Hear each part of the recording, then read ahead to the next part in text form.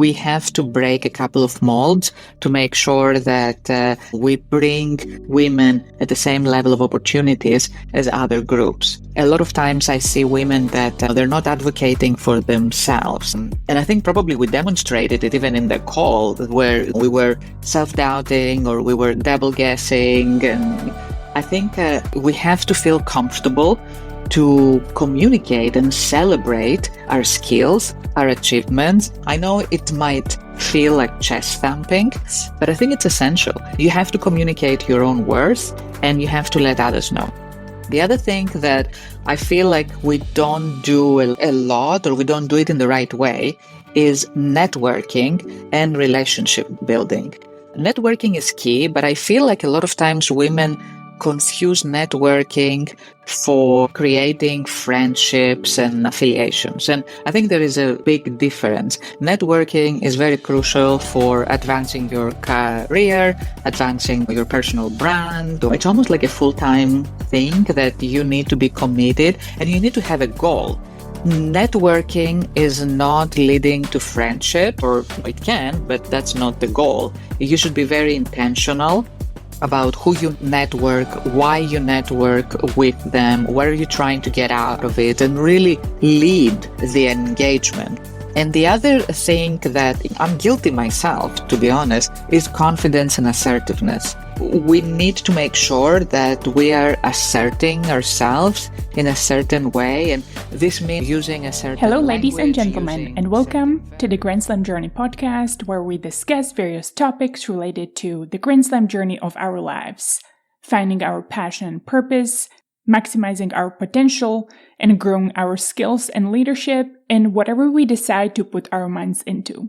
For my guest today, Eve Psalti, areas of business and technology. If you enjoyed this conversation, please share with someone who you believe may enjoy it as well. Consider leaving a review on Apple Podcasts, Spotify, or any other podcasting platform where you listen to the episode. If you are someone who enjoys following video, feel free to find this episode on YouTube at Grand Slam Journey. This is your host, Klára Jagošová. Thank you for tuning in. And now I bring you Eve Psalti.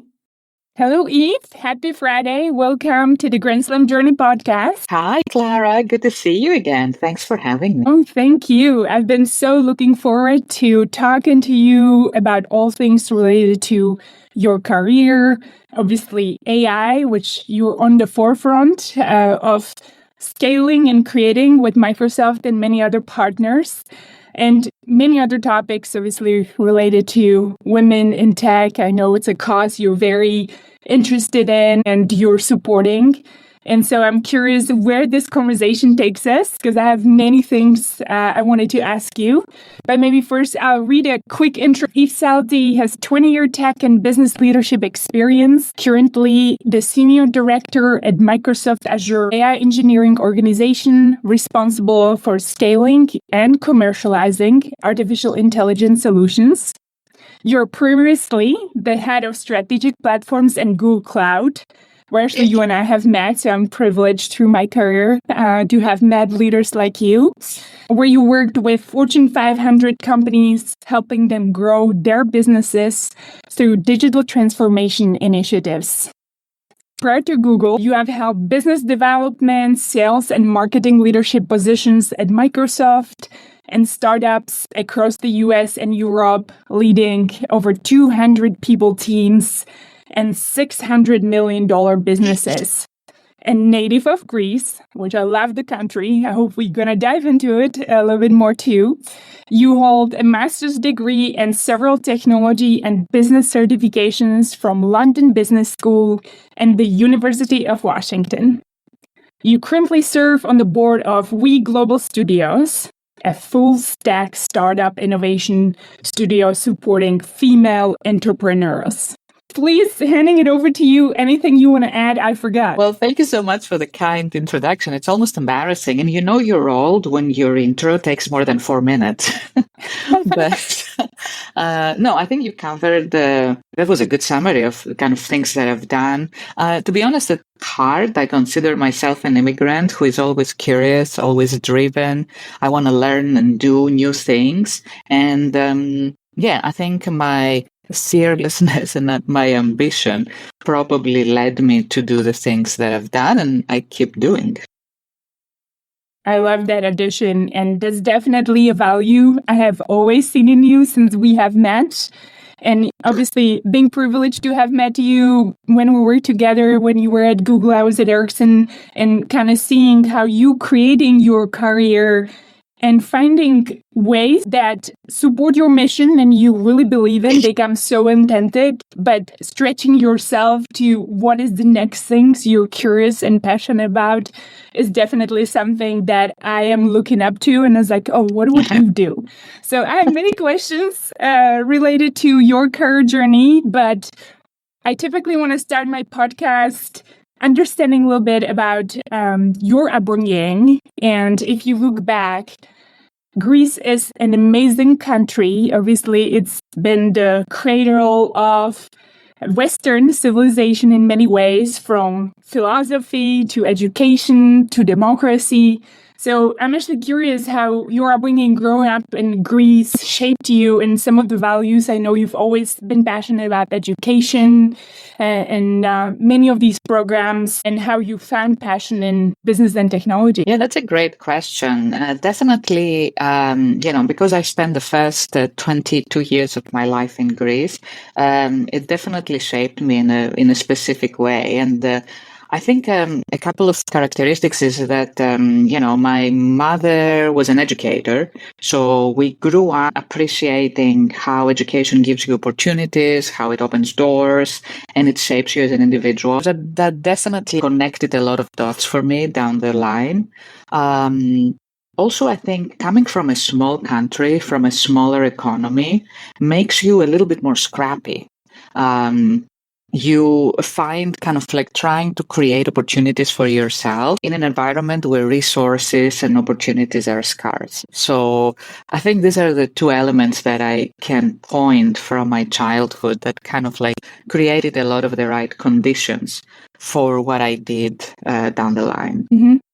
Anything specific about technology? Because you've always kept in the center how to use technology for obviously business innovation and advancing the human cause in education or other areas. Yeah, I mean, that's a good point because back then, technology looked much more different than it is now. And I was always very curious. I think that was kind of like the element there. So I was experimenting with, new tools, new gadgets, things that are in the market. I went to school and started, programming with languages that no longer really exist. Although one, COBOL is still in wide use. So I always kind of like was interested not only in the novelty that technology brings, but also in the efficiency that it brings. And also, when you study software and engineering, you kind of figure out a way of thinking that helps you make decisions and structure things in other areas too. Was that common in Greece to be part of this technology interest, or anybody who influenced you towards it? How did you uncover that passion early on? I think I was just curious myself. Like, I come from a household, nobody had any background in technology. My father was a medical doctor. My mother was an educator. I think both my brother and I kind of like grew up being very curious and trying to experiment with different things. And although it was a very conservative environment, it was also encouraged. So yeah, I can't pinpoint a particular individual or a particular kind of like situation outside of the fact that, we grew up in a household where we were encouraged to experiment and try new things. So I guess on the note of experimenting, trying new things, and seems like following your curiosity. I'm actually curious, how did you get from Greece to pursue your education in the US? I think how it came about. I mean, I always wanted to study business and technology, but the options back then in Greece were quite limited. So I started taking advantage, actually, before I came to the US. I took advantage of a program that was sponsored by the European Union, which was targeted for young workers. So I did a year in the Netherlands, which opened a lot of options for me.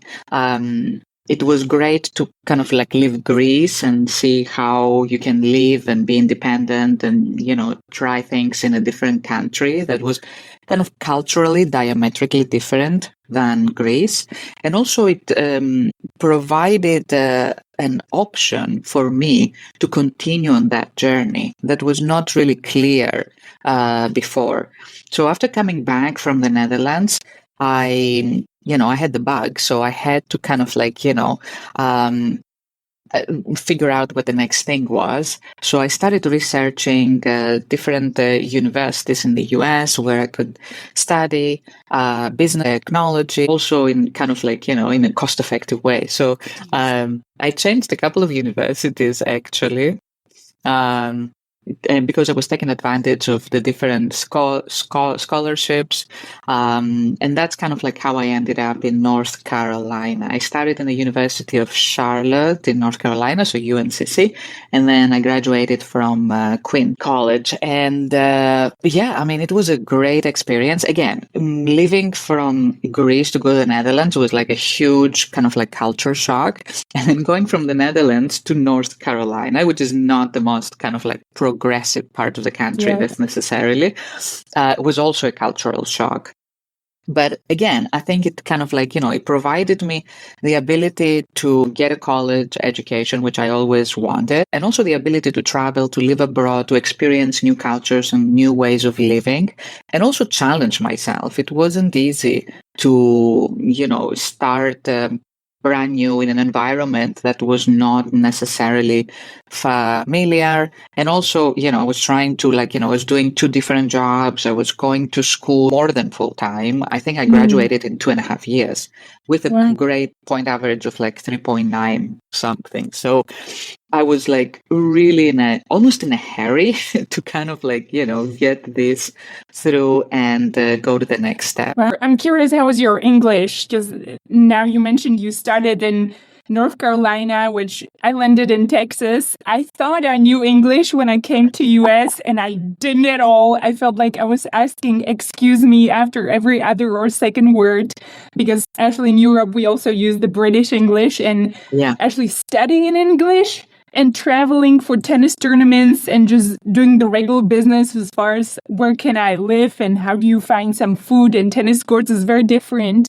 So I'm curious how your journey was and even acclimatizing to the language overall. Yeah, the good thing coming from a country that nobody else speaks the language is that you get to speak other languages pretty fast.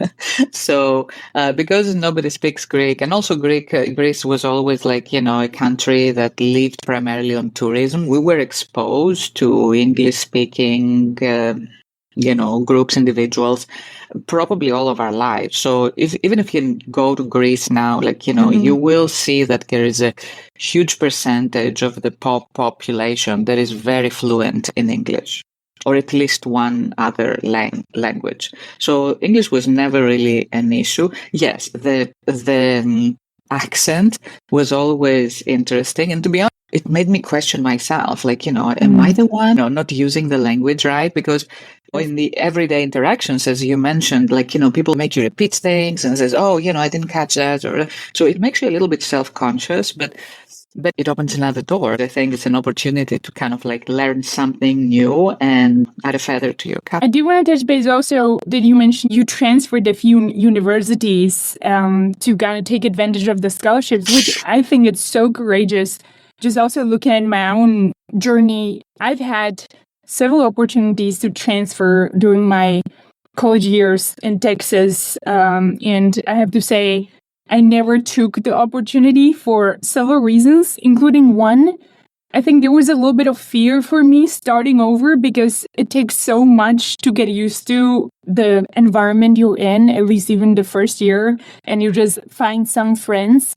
And so you actually taking the step and saying, you know what, I just need to transfer, I need to continue. I think that alone speaks volume about your courage and just ability to try new things. Were you second guessing it at that point, or what was the mindset? How were you adjusting to different environments? To be honest, I was never really proud of this choice. I was more pragmatic than anything else. I don't recommend it. I don't think there is a right or wrong way to do this. I think it's a personal choice. I just didn't want to end up with a huge student loan. Then I saw a lot of my peers accumulating. So I was trying to be pragmatic, kind of finish college and not end up with a huge loan. So I didn't really even consider the cost of starting over or friendships and all of that. I think I was more driven by graduating rather than creating a more relaxed environment for me living the college life. But again, if I were to do it all over again, I don't know if I would do it the exact same way. And also it's a personal choice. I think going to college and experiencing college life, I think it's a great thing. You only get to experience it once. So again, I don't think there is a right or wrong way to do this. You mentioned you don't know if you would do it the same way. I'm curious, if you look back at it, anything you would change or something that really stood out to you, you think, if I just did this one thing differently, this is what I would do now? I don't know. I don't like to second guess myself, and I kind of own every decision that I made, whether it was a good one or a bad one, because at that point of time, given all the things that I knew and all the things that were happening at the same time, I took the best decision that I thought it was appropriate. So if I have to do it all over again, then it means that all the other conditions would be different and probably the decision would be influenced as well. Yeah, I love that thinking because I've gone back and forth, I have to say, in my life. I would change one thing still looking back, but I do know if I would change it, it would trigger a whole change of reaction, and I don't ever know if I would end up in a better or worse or the same situation. I would have Which one would you change? I would have definitely transferred. So after my freshman year, I had several opportunities from universities, including University of Pepperdine, UCLA, Baylor, USF. So I had a few opportunities that were kind of offering me to take on scholarship and compete in some ways in tennis on a better level. And actually, the reason why I didn't take it was related to kind of starting over, but also I think I was second guessing whether I actually belong to, in some ways, to the higher level of group or people that I thought were better off. And so what I have learned and I now implement is that you always have to make decisions based on the opportunity. Never make them based on fear. If you make decisions based on fear, it's kind of the wrong way to make decisions. And so every decision ever since, including current decision, I try to look at what's the opportunity. And if I'm not scared enough about the job or the opportunity, then I feel like it's not big enough obstacle for me to move into. So the more terrified you are about your future progressions, I think the better off you are. It means you're moving to the right direction, at least for me personally. I love that. Yes, it's a very tough decision to make. But I think it always yields great results of personal growth. And I kind of like the fact that you're saying that, I was second guessing myself, because I think we all did. And I find that women second guess themselves more often and more intensely than men or other groups. I think we are conditioned to be more perfect. We're conditioned to follow a certain path. And we're conditioned to only speak or, make decisions or have opinions after doing extensive research, after, being kind of like 150% sure of what we're saying or what we're doing. And it's unfair. It's unfair on us. And I think it creates more angst than opportunity for us. Mm-hmm. I agree. I have definitely sensed as well the perfectionism, including with just my own podcast. When I started podcasting first, it was the worst thing was to get to listen to my own voice. And so you have to overcome that in your own head. And actually now my next chapter is now moving to video podcasts, which I love. I finally overcame my fear, and I love that this conversation will be streamed on YouTube and anyone can follow it video too. But it took me probably a year to work through my own fear of like, oh my gosh, what will my facial expressions be? It's never the guests. It's usually just related to my own self and how I view myself. But I love everything you shared, and I resonate with it personally, Eve. It's true. I still don't like the sound of my own voice. I'm trying to come to terms with my never-changing accent because I've been in the country since '95, and the accent is prominent, it's there. Like, is it annoying me? No. Do I think about it? Yes. Am I proud of it? No.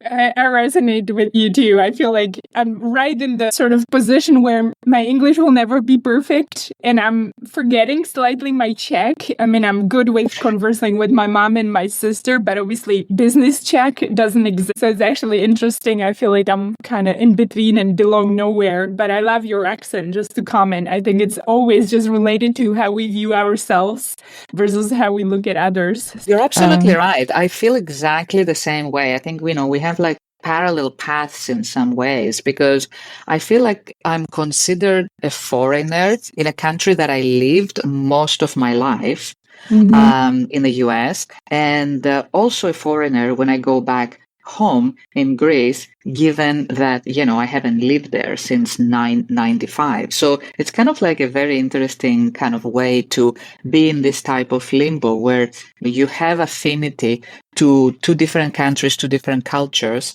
but you don't 100% belong to one. Mm-hmm.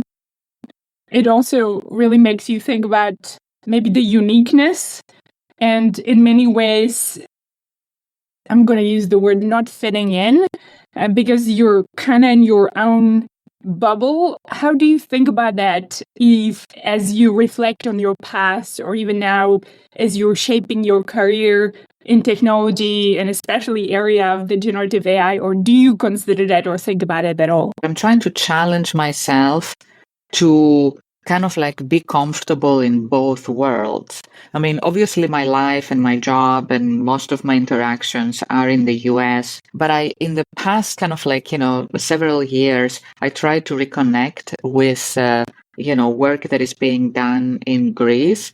I feel like I'm interested in connecting back to a lot of organizations, a lot of groups that are really investing in the country. They're investing in the future of the country, whether it's independent groups, governmental groups, technology associations.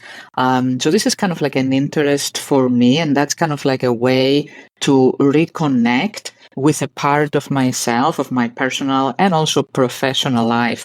I didn't pay as much attention in the past 20 years. I actually had that thought when you were posting about your future conferences. I believe there's a conference in Athens that you're going to attend. Generative AI Summit, And so I was wondering, how does it feel for Eve to actually go back to your native country and talk about this new technology that you're driving globally with the biggest company in the world? Microsoft had overtook Apple. Obviously, AI is the trend, and everybody says it is because of the future that you're building with all of the AI technology, that it's unlocking next level of productivity, effectiveness, creativity. I'm going to pause there because you're the expert on it, but we're going to dive into next. But how does it feel to go back? It's always great, and it's amazing to see the new generation really changing the country, right? And what I see, which is like fascinating, and I'm really, really glad that this is happening, is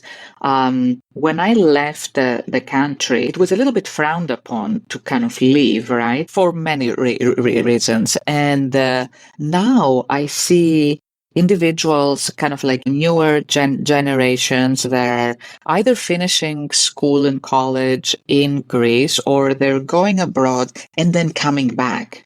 So I feel like there's not like the brain drain that we saw 20 years ago, but now people are coming back for whatever reason, right? But they realize that Greece is kind of like, A, is a great place to live.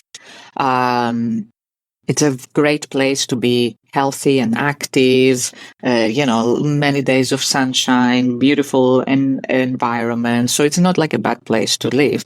But it's also becoming, I think there are changes in the business side and conditions that attract these individuals to come back and start their own businesses in Greece, whether they are business in the cities or even in the countryside.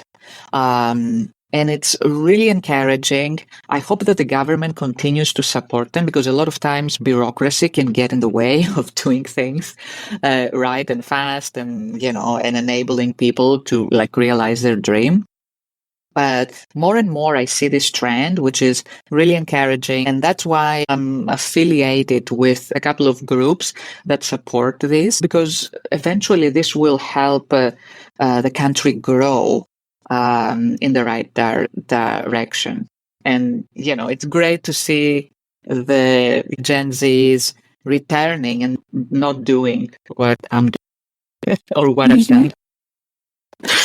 Yeah, it's nice that some people actually go back. I always say if more Czech people were like me, Czech tradition would die, because I'm just really bad in keeping up with any Czech tradition. So it's nice that some people still go back or stay in the country and continue to have this uniqueness, which I love when I travel around the world, to experience the unique cultures and how people do things. But maybe on that note of technology, let's dive a little bit deeper into what you do now. I've been very passionate, obviously, about the large language models or the generative AI trend. I've been trying to follow what you write on LinkedIn, and I know there's much happening when it comes to what this could do for us as a humanity, as well as technology advancements, and maybe even in relation to Greece and the next level of what Greece economy can achieve. What are you most optimistic about, and what would you maybe even everybody to know about it? Yeah, that's a great question and a big topic. Generative AI really exploded in the past couple of years, right? And these large language models, kind of like, the notion that you can interact with an AI system and get a lot of accurate results back. It really changed the way that we work, that we think, that we go to school, that we look for information. Of course, there are several challenges that we're going to talk about, but what I'm most optimistic about is like that I see how this technology is really improving the way that we, do a lot of things. Like, let's take, for example, healthcare. These AI models are so accurate and so advanced that they can help improve diagnostics. It can help with providing, personalized medicine. It can help with providing personalized treatment outcomes. The fact that these machine learning models can analyze vast amount of medical information can lead to more accurate diagnosis, right? So this is huge. Then we have, in mostly kind of like the business side, it can increase the efficiency of the individual. So I always see AI as a tool, as a co-pilot, as we said, Microsoft, rather than the end of all. It might not be 100% right, but is it a tool that will save you time? It will help you automate routine tasks. It can help you streamline processes, and it will enhance your personal efficiency. Absolutely. And in the larger scheme, if you're a corporation, it can save money, it can increase the productivity of your groups, and it can help you be more competitive in the marketplace, right? Also, in areas where we don't see, where it's not really that evident, is education, which has always been a very traditional sector and a little bit, fearful of new tech. We see that education is being transformed through AI because it can help with personalized learning. It can really free up the educator to spend more time in the classroom with the students, adapting to their own personal needs rather than doing kind of like, repetitive tasks. So there are a lot of like efficiencies that, again, if we use it and we understand it as a tool, it can help with our everyday tasks, and it will help us free up time to do the more important things that we humans are great at. Yeah, I love that. Just to touch on maybe all of the industries or examples you shared, definitely healthcare. I've been part of Apple Health, and not to share anything proprietary, but one thing, this is common knowledge that everybody can look at, just third-party data and research. There's a huge decline in nurses, obviously because of the shortage and the burnout they went through COVID, as well as doctors. There's more and more people aging. I believe by 2050, the amount of population of people who are age 65 and above will more than double.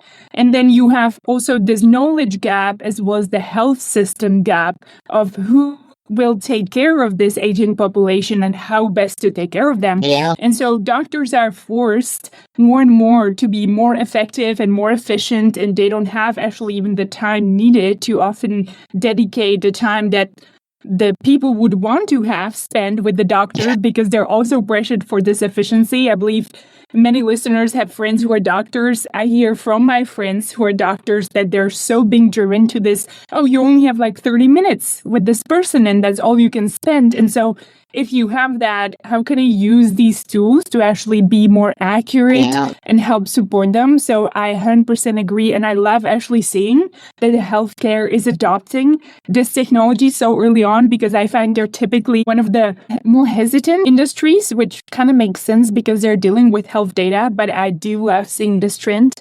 On efficiency, I love actually using many AI tools for my podcast. So from a process perspective, including some title suggestions and summary descriptions, I've actually found it a huge improvement in addition to my process.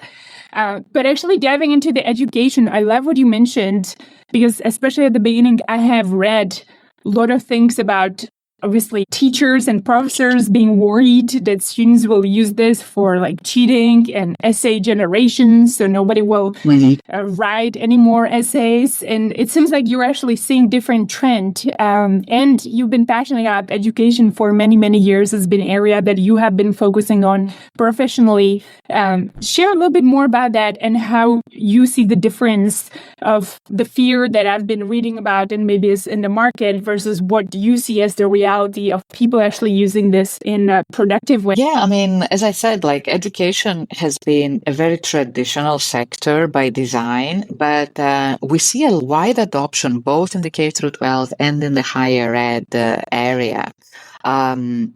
Educators, like the healthcare professionals, are in high risk, right? Especially in the US, they're not very well compensated for the work that they do. They're very thinly spread. They work, they work with classrooms or 40, 45 kids. And it's very difficult to provide that personalized learning experience that every student needs.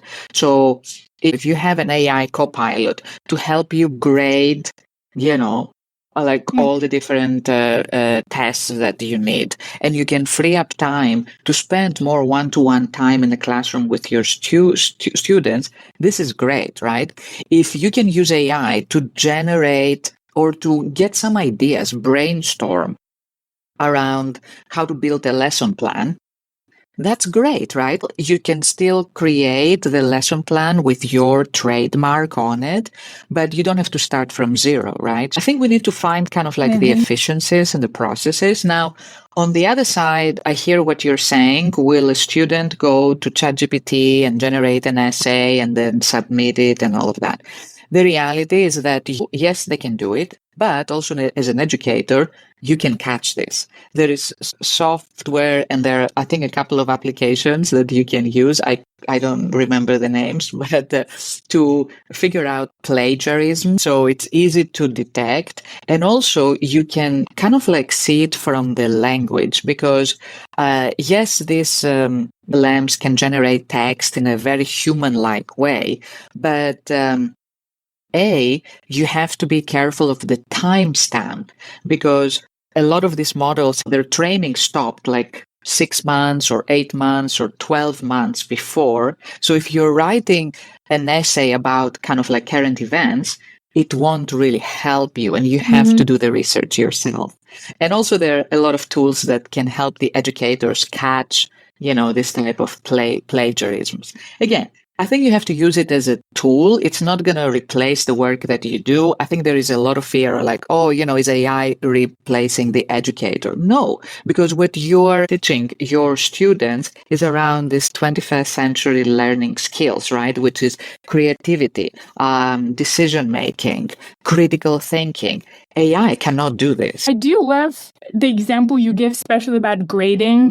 That's something I haven't considered, but I have read many studies around sometimes the bias around grading and the way our minds work. I believe even famous Daniel Kahneman writes about it in his book. Maybe I've read it in one of his articles or his book specifically, because if people grade the way our minds work, you always are biased based on the latest report you have read, especially in essay-like answers.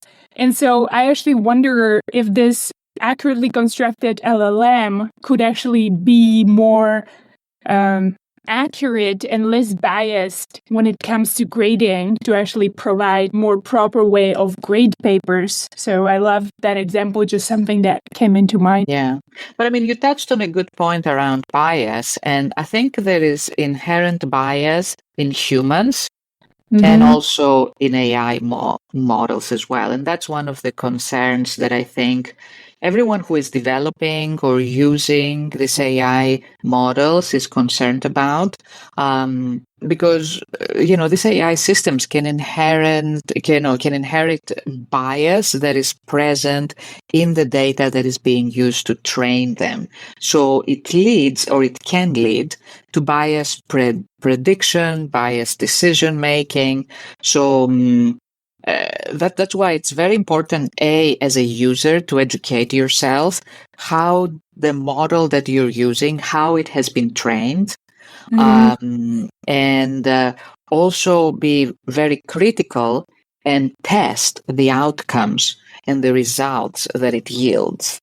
If you are creating the models, I think it's important to make sure that there is kind of like a governance process to establish explainability, transparency around what type of data is being used for training, what is the decision-making process, and have this kind of like what we call responsible AI guidelines and frameworks for how we develop and how we deploy these tools.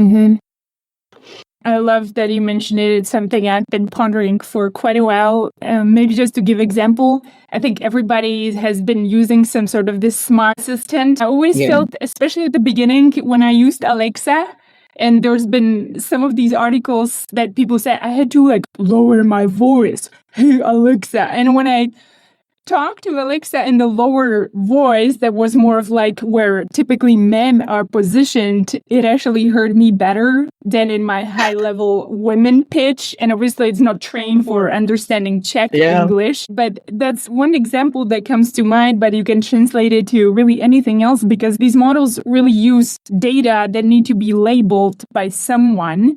I guess now we can use perhaps our automated process for even the data labeling, which can accelerate some of the LLM development.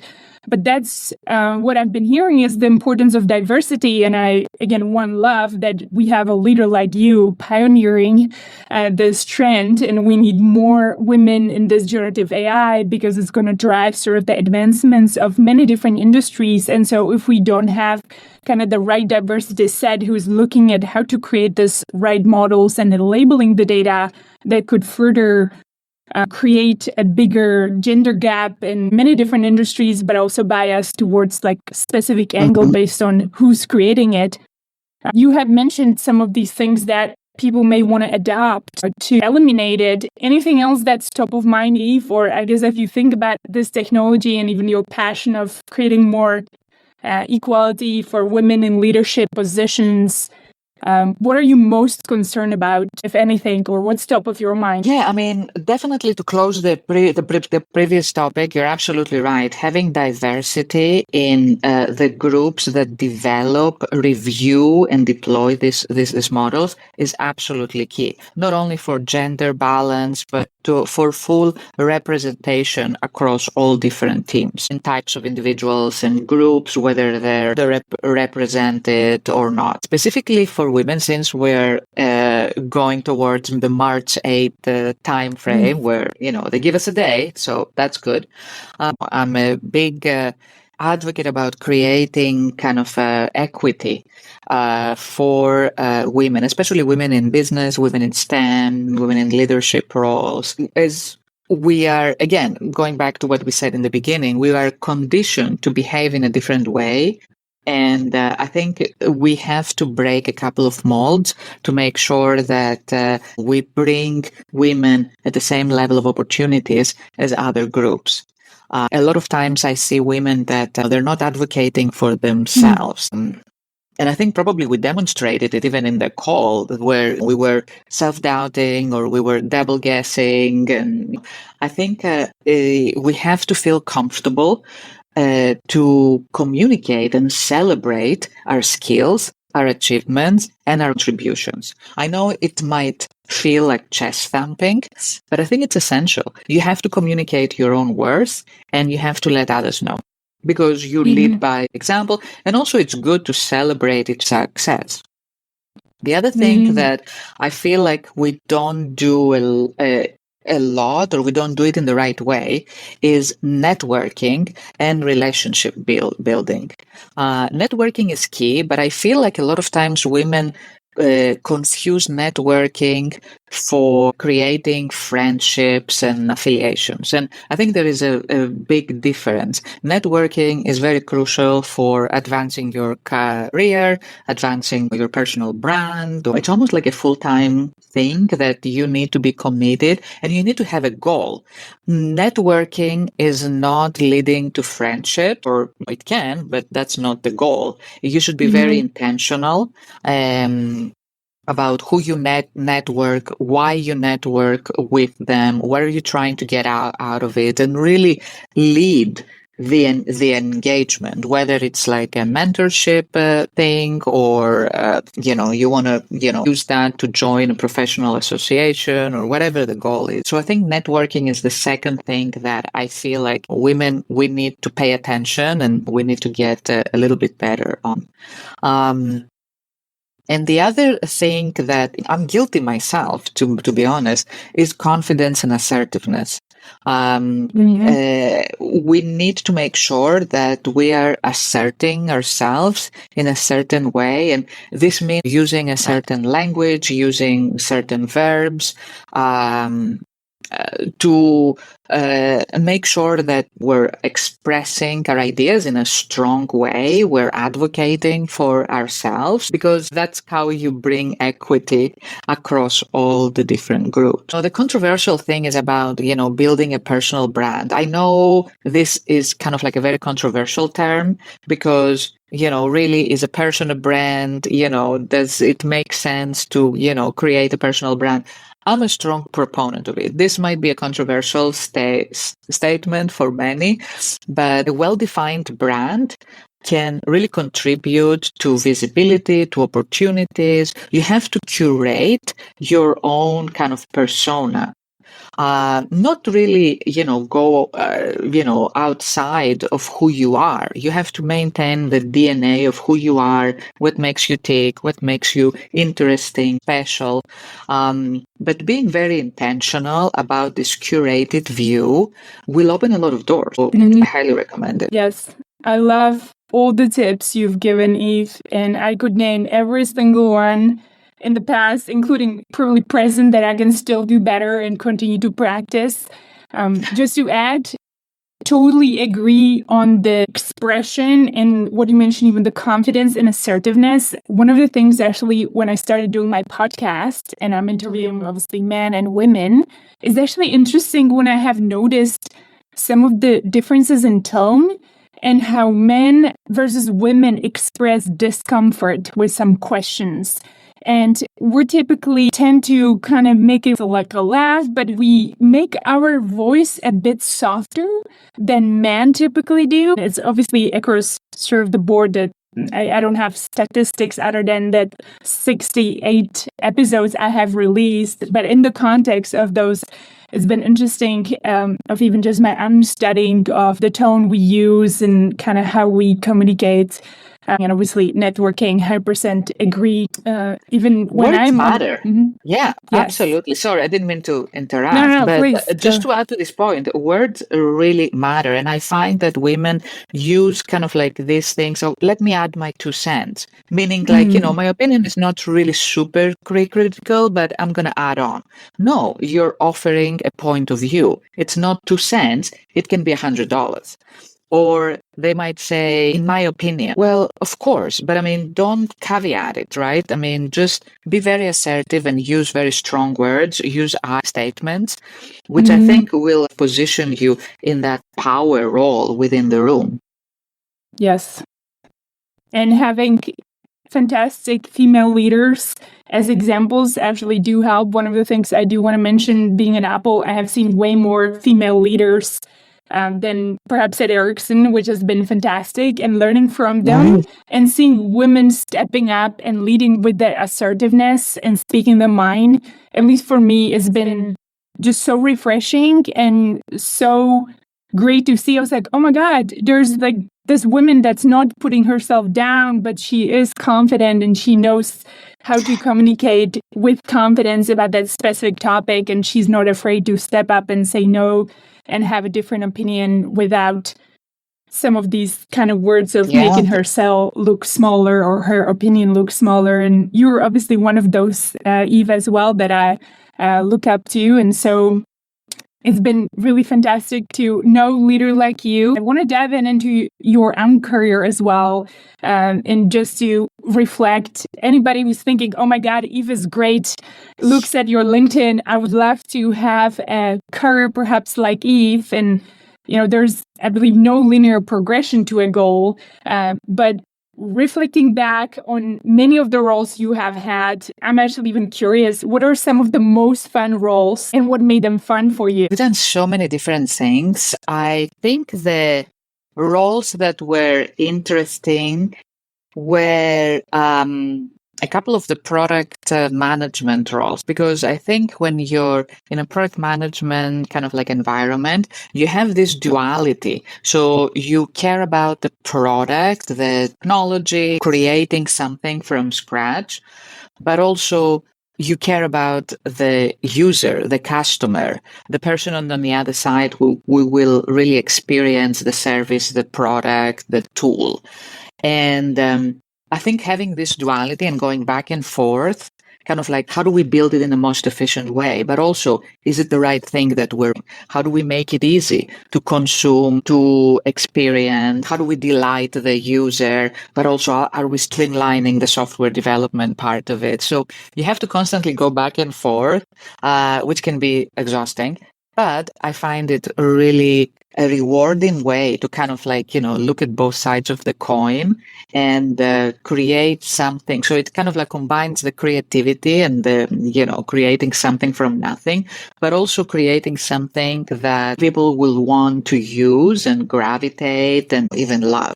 I love that. And I think just you mentioning that example brings me also almost back to your upbringing, and what you had mentioned, your journey and that curiosity and creativity of trying to find your way through and really following what you believe was interesting to you and learning from that. So I can see that connection of what you mentioned even early on. Maybe just for everybody, I want to quickly summarize. You study your career in Microsoft early on, where you've been building skills and experience to hold high-profile roles, including global director of the public sector, where you led education programs in 119 countries, reaching more than 220 million students and 12 million educators at Google Cloud. You were the head of strategic platforms, helping to transform industries with Google Cloud's technology and innovation. Now, as we mentioned, you're back at Microsoft, unleashing the next level of creativity and productivity for enterprise with Azure Cloud and the AI platform. You've shared some tips about even women, what we should be doing better, but I'm curious if you look back on your what sounds impressive career. I am sure there's no career like yours without some setbacks or hard learnings as well. So if you had to reflect on that, what were perhaps some of the learnings that didn't come to you naturally? You had to learn the hard way, and you would think, oh, I think this is something that people should keep top of mind to maybe don't go through some of the hard times that I had gone through. I would say that earlier in my career, I was very hard on myself when I would fail or something. So I was not really embracing failure as a learning opportunity. I was embracing as, I'm not good enough. I'm not doing it right. I will never do it right. So I was very hard on myself. I think being kind to yourself and really seeing a failure as a way to learn, as a way to make adjustments, to understand what went wrong, and really use this as an experience to improve is something that I'm kind of like getting better. And I think I'm at a point now where it's kind of like water off my back. But earlier on, it really took a hard toll on me. Another thing is prioritizing work-life balance. I know it sounds very cliche, but for someone who is very ambitious, who is very driven, who is very energetic, it's very easy to commit to your work and not have kind of like a more balanced approach. There were times that I was, burning out, and this was really impacting my productivity. I was not happy doing what I'm doing. I wasn't good at setting boundaries. And because, again, I was very ambitious, I thought like, oh, if I would do this extra thing, I would like really grow in my career. And that's not the case. You don't have to kill yourself to grow your career. You don't have to work overtime. You don't have to dial in at 5 o'clock in the morning and 9 p.m. at night. I had to find this the hard way. It was very, very hard at times, like my 30s and my 40s. The other thing is, I would say, what I'm getting better now and what I, wish I was much better earlier on is really cultivating that growth mindset. Satya was the one that kind of brought it as a concept to Microsoft, and it was groundbreaking and all of that. But I mean, the more I think about it, really adopting a growth mindset where you see a challenge not as something that is stopping you or aggravating you or it's the end of all, but as an opportunity to learn and improve. And also kind of like how to be resilient are really kind of like things that I had to learn the hard way.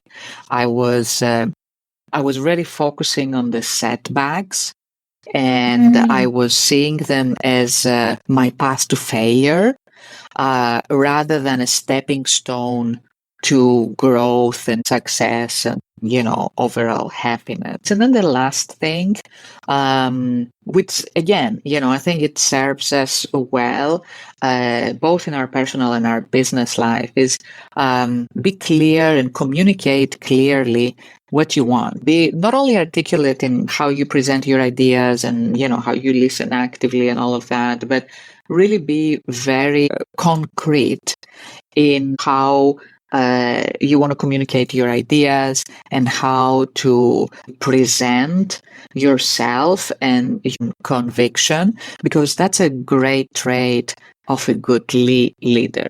A good leader does not have to say a lot of things. You have to say the right things at the right time, with the right empathy, with the right active listening. And these are things that, can carry you in many, many situations inside and outside of work. It's been fantastic hearing your tips and your personal experiences, obviously about career and what we women could be doing more of to achieve our next career steps, whatever that means for each of us.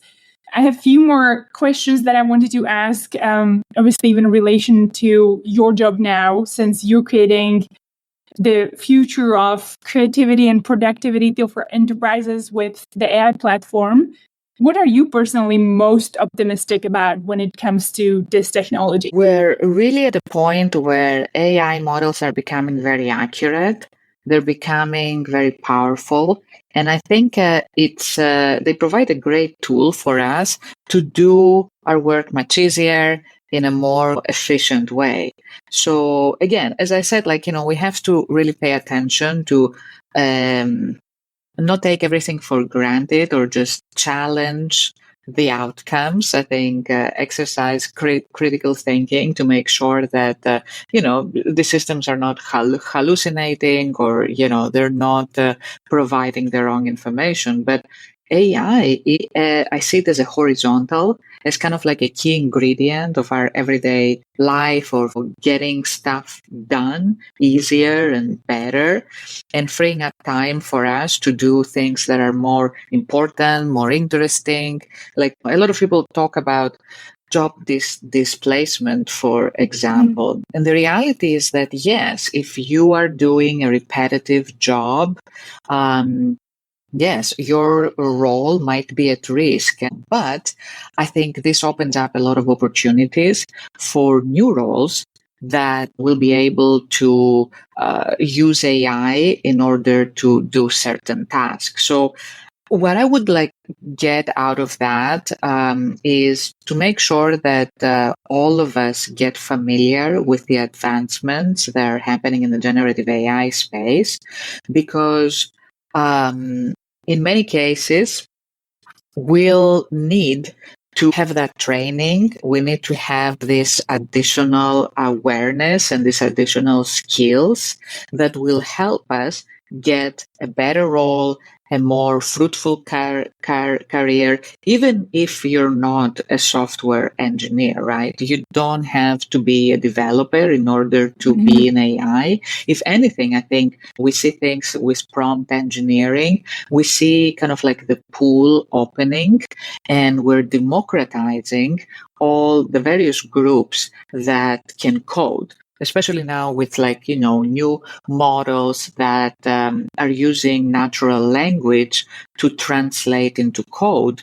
We are enabling other groups to develop simple applications that they can use in their personal and their work life without having to have extensive software engineer background. I personally love actually the no-code potential and progression. Yeah. I know several languages, but I don't know the coding language. It's really one of the things when I was at Apple, I realized how impactful you can be if you create an amazing app for people. And so I actually hope to try them out and maybe create my own application one day without knowing how to code. So I'm really excited about that. I guess on the opposite side, there's been a lot of talks about AI. You mentioned even AI replacing us. Obviously, the scary reality that people have, ethics in AI, vulnerability testing, getting rid of bias. We talked about.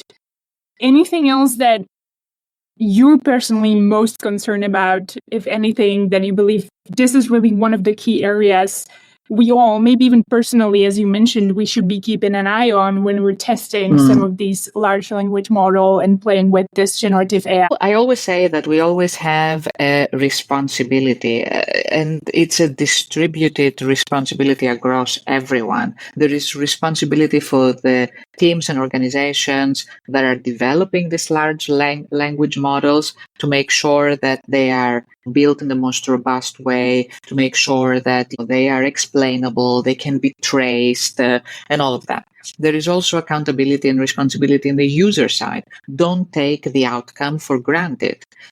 Make sure that you test the result, you benchmark the result, and also there is accountability at on the governance side, right? So either governments and other institutions need to create the right processes, the right guidelines, so that we can all use this technology in the most secure and private way. Obviously, here in the US, we are in an election year, so I'm concerned that there are a lot of systems that can be vulnerable to adversarial attacks. There are malicious groups that will manipulate information to deceive everyone.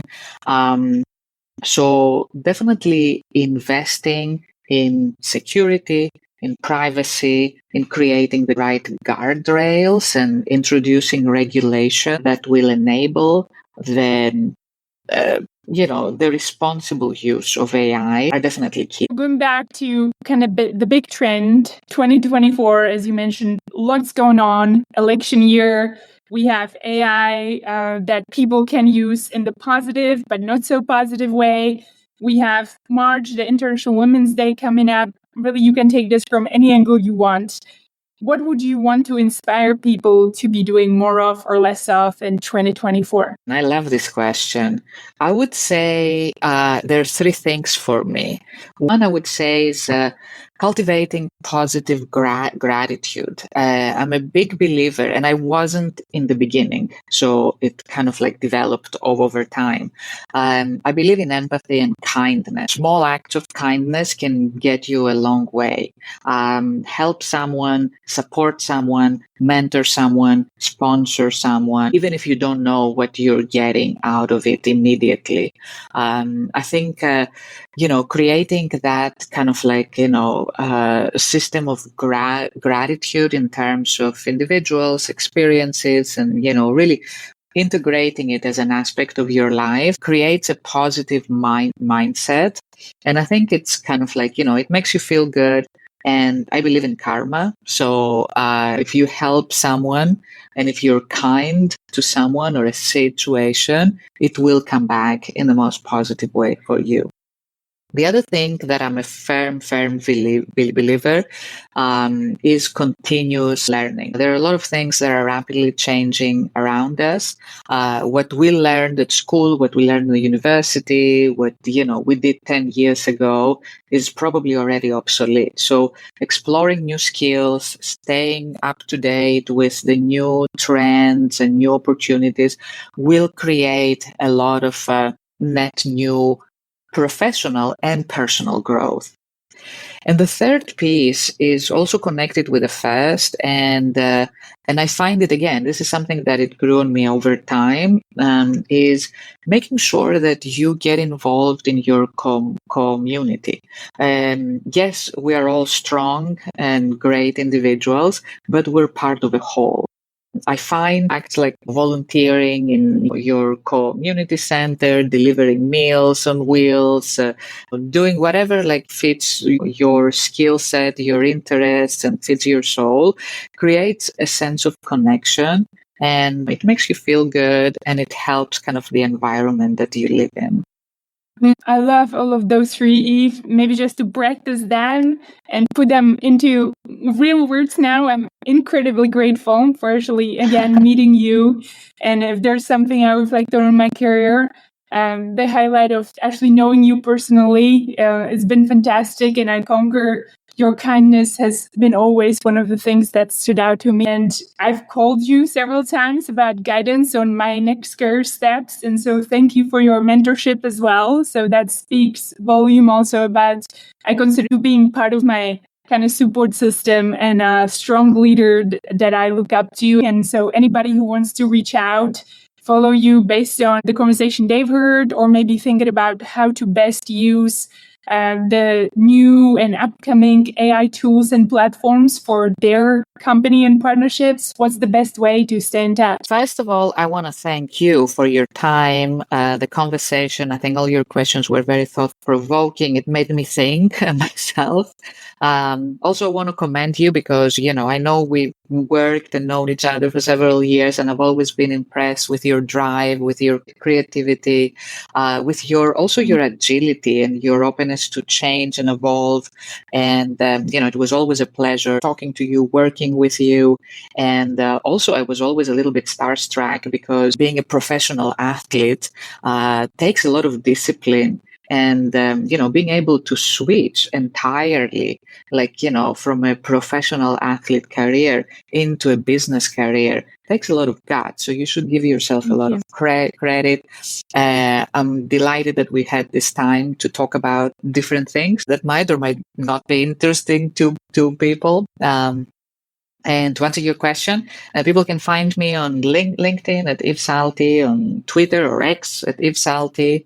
And I'd like to hear from them, and if this was any helpful, if they have similar experiences, and go from there. Excellent. I'll make sure to add it to the episode notes as well, so people again easily. If you enjoyed this episode, I want to ask you to please do two things that would help me greatly. One, please consider leaving a review on Apple Podcasts, Spotify, or any other podcasting platform that you use to listen to this episode. Two, please share this podcast with a friend who you believe might enjoy it as well. It is a great way to remind someone you care about them by sharing a conversation they might be interested in. Thank you for listening.